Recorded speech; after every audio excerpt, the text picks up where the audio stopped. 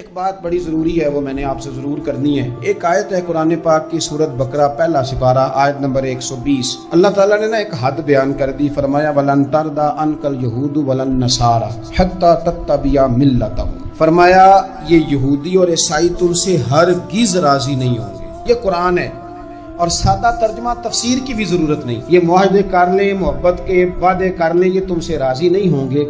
کب راضی ہوں گے؟ حتی تتبع ملتہم، یہاں تک کہ تم ان کے دین کی پیروی کرنے لگ جاؤ۔ میرا جب پہلی دفعہ پاسپورٹ بنا تو میں نے سارا پڑھا، کتابیں پڑھنے کا شوق تھا شروع سے۔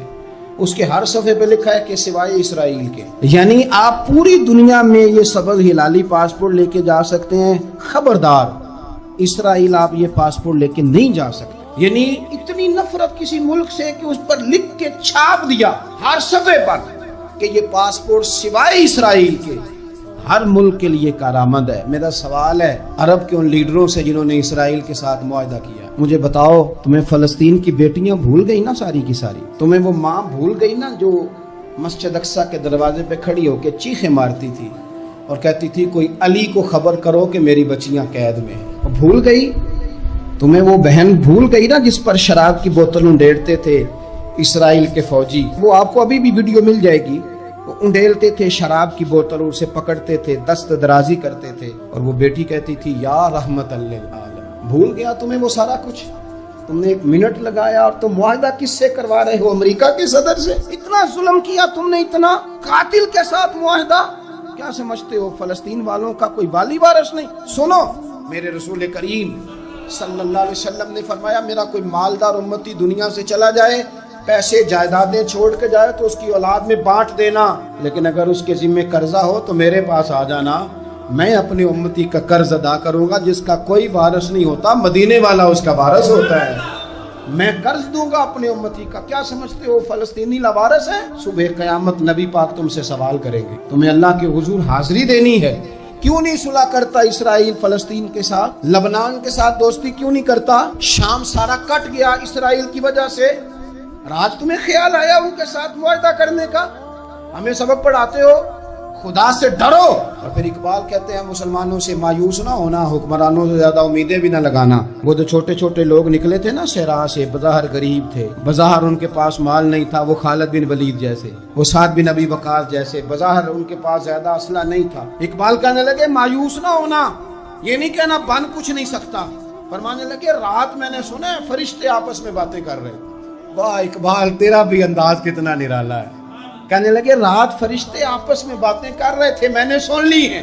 بھلا وہ کیا کہہ رہے تھے؟ یہ سارے لوگ نا خالد بن ولید، سعد بن ابی وقاص، یہ صحرا کے رہنے والے تھے، اور اس وقت کی سب سے سپر پاور روما کہلاتی تھی، الٹ پلٹ کے رکھ دی ساری رومی سلطنت۔ تو اقبال کہنے لگے رات فرشتے آپس میں باتیں کر رہے تھے کہ سنا ہے پاکستان کے، ہندوستان کے مسلمان جوان مایوس ہو گئے۔ کہنے لگا نہ مایوس ہونا، نکل کے صحرا سے، جس نے روما کی سلطنت کو الٹ دیا تھا، نکل کے صحرا سے۔ گرمی دیکھو اس شیر کی، ولولہ دیکھو اس مرد کا جو مصور پاکستان ہے، نکل کے صحرا سے جس نے روما کی سلطنت کو الٹ دیا تھا، سنا ہے میں نے یہ قدسیوں سے، وہ شیر پھر ہوشیار ہوگا۔ وہ کل باتیں کر رہے تھے کہ بہت سارے ان میں سے پھر جاگ گئے اور بڑی جلدی وہ بلاک بنائیں گے۔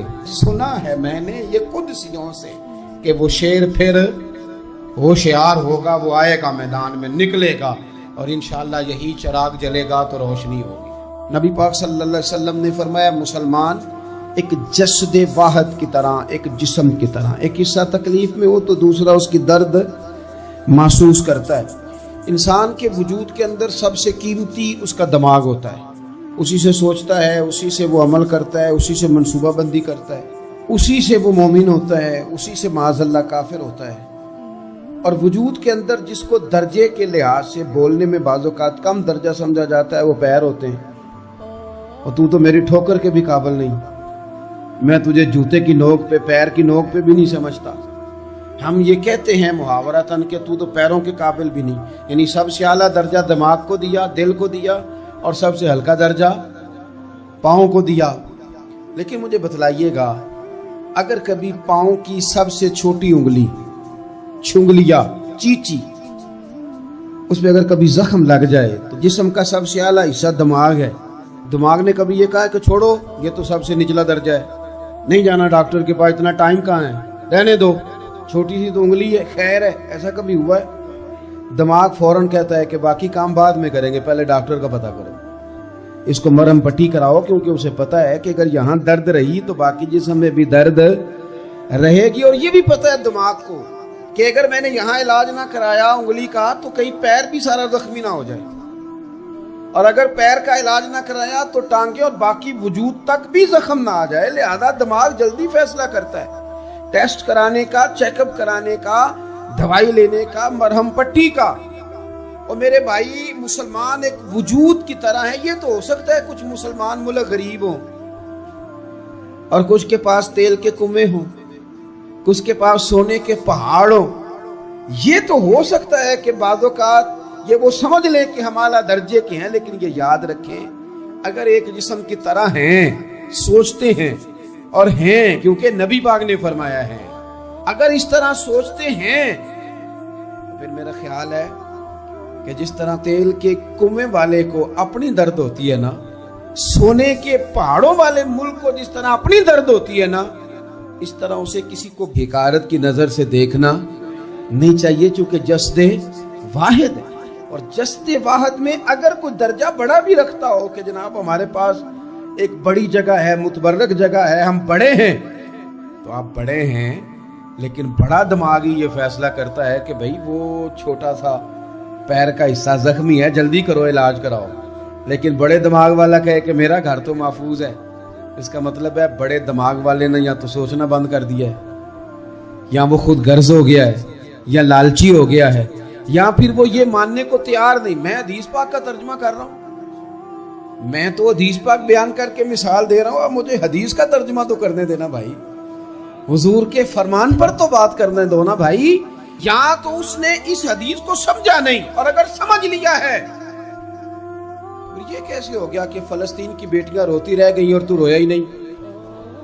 अगर तू जस्ते वाहद था तो जिस तरह तेरी बेटी रोए तो तू रोता है, इस तरह तुझे फलस्तीन की बेटी के रोने पर भी रोना चाहिए था, फिर तुझे फलस्तीन की बहन के रोने पर भी रोना चाहिए था। ये क्या बात हुई? हमने ना किसी को छोटा समझा, किसी को हकीर समझा। और भाई ये तेरा ख्याल है कि फलाना फला है और फलाना फला है। इकबाल कहते हैं अपनी मिल्लत पर कयास अक़वाम मगरिब से न कर, खास है तरकीब में कौमे रसूल हाशमी, तू नबी पाक की कौम है। बैसियत मुसलमान सोचे मुसलमान। किसी ने पूछा था हज़रत सलमान फारसी से नाम क्या है, फरमाने लगे मेरा नाम इस्लाम है। कहा आपके वालिद का नाम, फरमाया इस्लाम। का दादा का नाम इस्लाम।